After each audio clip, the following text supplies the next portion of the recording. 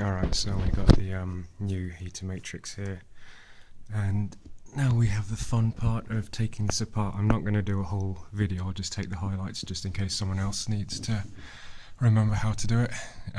From memory, I just have to get to these nuts that are over here that surround the outside here, undo those, and then this bit stays. So I keep hitting the head hinge there. So this unit on the outside will stay in place, and then from the inside we take it out, and that's going to be the fun part. So I'm just going to get started on these now, and it's going to be really fun because all this is in the way, which normally isn't. Well, with great difficulty I've managed to pull it from the inside of the cabin here, and I don't know how to take these levers off. There's two of them, there's another one further up, they're the ones that connect to the heater controls. Way to get those things off of the control, it just uses these kind of press on kind of things, and then you just kind of push down, and undoing it is a bit fun because real sharp edges, so I just used a cloth and just kind of twisted it and pulled up at the same time, and that got both of them off. So now I'm just going to try and pull this out and then have better access to the matrix. Alright, so we got the side screws out, and then there's a couple more here, so it's pretty loose, and then got this guy here, and I don't know quite what the deal is, if this needs to go back. This is pretty it's pretty soaking wet, so, and then in here as well you can see it's quite rusty, so yeah, this is still salvageable, so I will salvage this, but I'm probably going to put some rust converter paint on it just to stop it from getting any worse. It shouldn't do if there's no more water getting to it, but don't really want to have to come back and do anything because it's quite a pain to get to this. Yeah, screws, they're still usable, but yeah, all this is going to need some TLC. The camera cut out there, so yeah, I've got the unit out, so looks like it's been leaking from the join or something, I guess, so that's how that goes. And what I'm going to do is just clean this up, put some rust converting paint on it just to stop it from getting any worse, and then put it all back together with the new matrix and refit it. So that should probably take me a little while. Alright, so we're just using a wire brush and a drill just to clean this up a bit. It's kind of pitted throughout really, not too badly, but I'm not going to strip this all to bare metal and paint it. This side is kind of done, this side isn't, so it's not too bad. Still got a few more bits to do on the inside. So this goes in here upside down, then the heater matrix goes in that. So I'm just gonna do a little bit more on this. See, it comes up in places. Yeah, so I'll just give it another once over, do the inside. Clean this out now, just use some degreaser and cloth. Don't really know what to do about this. This is the door that allows well, shuts off the air, but this is crumbling away and it's soaking wet, so I don't know what to do with that. So I've pretty much cleaned it out as best as I can, gotten rid of all the scale, so it's pretty close now. So I'm just going to go over it with some rust converter paint. I use this stuff, Hydrate 80. It's the usual stuff, it just any rust that comes across it will convert it into a kind of a black kind of colour. So I'll just put some into a cap here because you don't want to contaminate, and then you apply it as you would anything. So the idea is you do nice thin coats, or a first very thin coat, and then I've degreased this by the way a couple of times so there's no crap left on there. So yeah, so thin coat, and then you come back with a second coat, and then you kind of, ideally you brush in one direction, and then the next coat you brush in an adjacent pattern so that you kind of catch it all. So that's the plan anyway. So I'll do this, flip it over, then this side should be ready, do a second coat, and then we can put it back together. Alright, so here we are next day. You can see it's gone to a kind of black colour here where it's reacted with all the leftover surface rust, so I had to add a couple more bits on, just waiting for that to dry. And then in the meantime with this, I just got rid of that foam because it was all just crumbling away. It took about 2 seconds to get rid of it all, and it's a little bit of surface rust on there, so I'm just waiting for that to dry, and then I'll try and figure out a way of putting something there, because this door seals against the heater, so it's basically just to stop it from the air from passing through. I don't think it's a huge issue if that foam isn't there, so I don't know, I'll try and figure something out, or maybe just leave it as it is. If somehow it gets past, it's no big deal. It's you know, yeah, it's no big deal. So that's where we're up to anyway. So once this is dried, then I'll just give it a coat of regular paint, just from a spray can, just for a bit of extra protection. You can just leave this as is, but it technically should be overcoated with something, so that's the plan anyway. So we'll just give that a minute or two to finish up curing, and then we'll move on to the spray paint. Alright, so here's I had some header paint left over, so I just used that, so I shouldn't worry about heat issues, and so I've just placed it back in now, and as you can see, that door, so I used I had some double-sided sticky foam left over, so it doesn't need to be double-sided, but that's all I had. So I used that. It didn't want to stick too well, so I just used some, you can see there's a bit of fiberglass resin that I used, so I just put it around there just to help hold that in place. And then now you can see when you, so that's in closed mode, so that just creates a gasket seal effectively around there. So that's that, and then now I need to go ahead and screw this back in. Also painted these as well, so these are the retaining clips for the actual heater core, so I'm just going to go ahead and do that. Alright, so I ended up putting the foam in as well, so I placed it in what places I thought would be the best. So that's just copper grease there, if you're wondering, because there's a little hold down plate that goes in there. So yeah, so there's one little foam squishy there. I just took the strip and cut it up into pieces. I don't think it needs these ones, but they're there just in case. There's a couple there. So when you remove it, it's probably easy to see.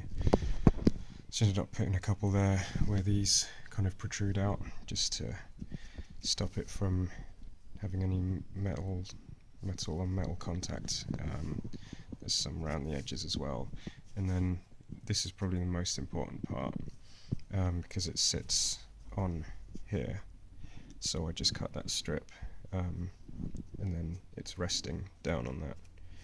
So yeah, that's my best guess as to how it goes anyway. So that's where we're at, and then place that back, screw it in, and then still waiting for the carpet to dry. Well, this is interesting. So this retainer clip here fits nicely with the old heater core, as you can see. It just sits there and clamps down on it. Okay, now this one also fits slightly better. It's a bit looser in there, just pops straight in and out.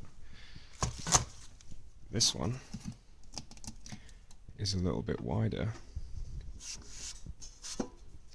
so just about squeezes in. But when you try to put this in,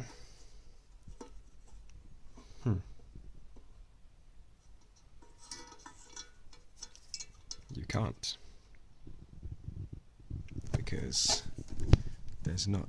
That's just copper grease I've put on there, just so if it did need to slide, it would slide easier, but it doesn't. You can get this part down here, but look, that's... So that tells me that these two are closer together here, which is a problem, because then you can't put this in place. So we have to figure out what to do about that. I've already put this in a vise and pushed them, squeezed it together.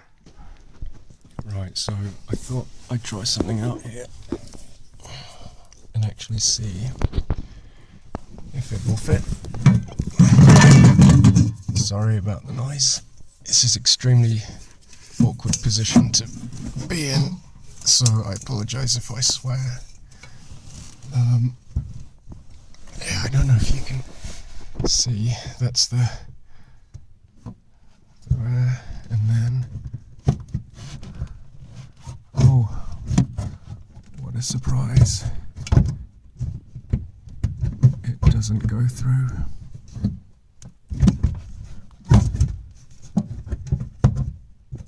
What is going on?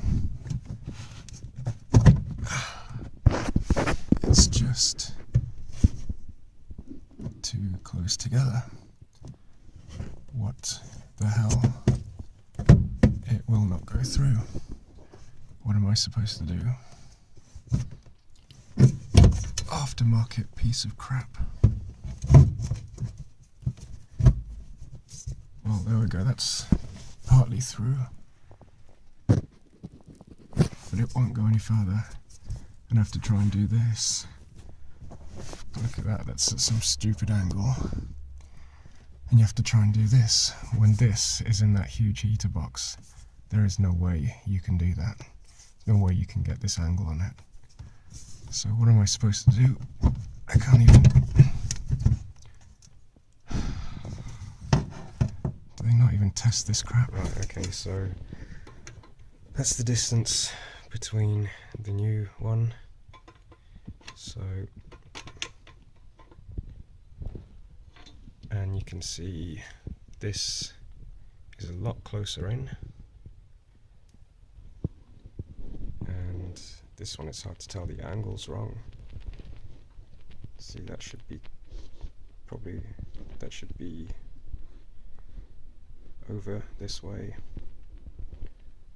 This one as well, it's kind of not far off, but it's still, when you look at it from here, you can see this one, it pushes out that way and then turns in. This one just comes straight up and turns. And then when you look at that gap,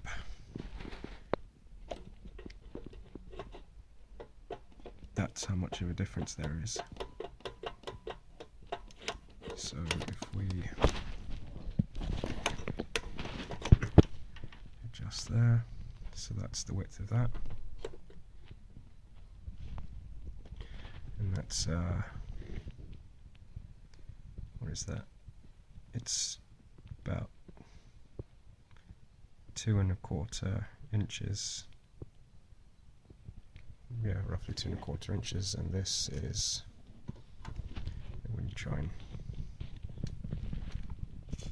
there's no chance. It's, so really, I don't know what to do.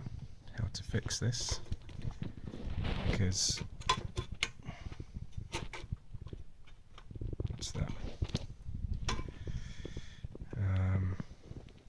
That's not even 2 inches, so it's over 1/4 of an inch out. The problem is, okay, if it was just this, I might be able to heat this up and bend it, or use a tube bender. I don't have one this size, but buy a tube bender, which would be kind of stupid just for this one little adjustment. The problem is it's at the base, so, and obviously that clip doesn't fit in here. Well, it goes around this way, but you can't, you can't, it fits in very happily there. So I think it sits, yeah, it like clamps over and then it sits between there very happily, but this one, you've got no chance of getting that through. So even if you could sort this out, you still have the problem of how do you clamp it into place, because these are too close together. And of course, I have to buy all my parts from the States. It took 2 weeks for this to get here, and it's not cheap shipping. So I don't know what to do about that, because do I buy another one and wait another 2 weeks and spend more money? Right, so I kind of got annoyed with the other one. I don't think it's going to fit. It's just not manufactured to the right specs. So I thought I'd have a look, see if I can find out what's wrong with this one. So I've hooked it up to an air hose, lots of different size piping to reduce it down, and then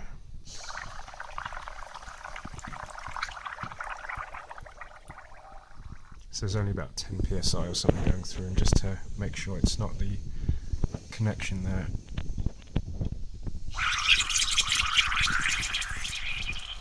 So it's the join where that pipe goes into the unit.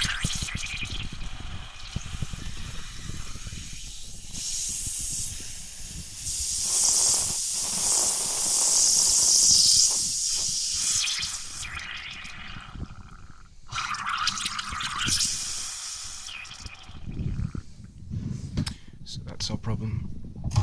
It's just where it's connected. The underside here is the bit that's leaking, so what I'm going to do is try and find a radiator place and see if they can plug that. Just put some, I don't know, this is brass or copper, so I guess brazing is the right thing, to just seal all around that. Do the other one as well, because that's probably not far off. And then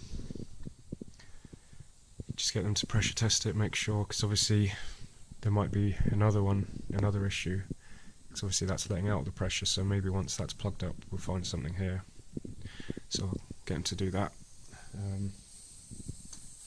Just run some, yeah.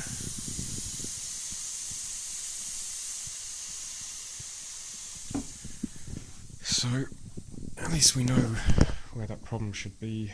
I would like to put a new unit in, because you never know if there's, I've heard about them being recored, so maybe that isn't a permanent fix, I don't know. This is all aluminium. I might see if the radiator place is able to move this over. It only needs to go from there to about there to the right, so maybe I'll drop both off and see if they can do it. I just hope the labour rates aren't stupidly high, because they tend to be these days. I don't know what happened, but yeah, it's sometimes you get charged stupid amounts, so you end up buying a replacement instead. I'd prefer to get things fixed, because you never know what happens with this one in a few weeks, because this is made in China. Don't know how good it is.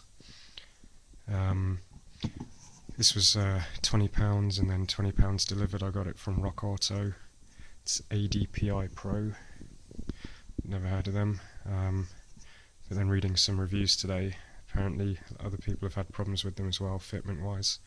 I did contact Rock Auto, and the only way they'll give me a refund or store credit is if I send this back. Now, for me to send this back to the US, you're looking at over a week, possibly 2 weeks, and the cost of that, I could just buy another one and have it shipped, and it would still be cheaper to do that than it would be to return this. There's nowhere I know in the UK that sells these, and if they do, they put the price up so much it's cheaper to buy it from the US. You just have to wait a couple of weeks for delivery. So there is another one listed on Rock Auto by Spectra, I think, and yeah, I could risk that for another £40, bring it up to £80, but who says that's going to fit? So, and obviously it would cost me so much to return it. It's stupid how it's a £20 unit, but to actually get one to fit, it would cost me hundreds, it seems, because even if I do get another one for £40, I've spent £80, and that might be wrong, and I might still need to get the other one fixed, or try and find a third one.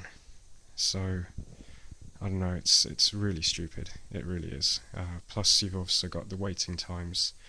Like I said, if I do find a UK supplier, they would charge probably £80 for just one of these, because they say, well, you don't have to wait 2 weeks, 3 weeks for delivery. That's true, but you're ripping me off quite badly.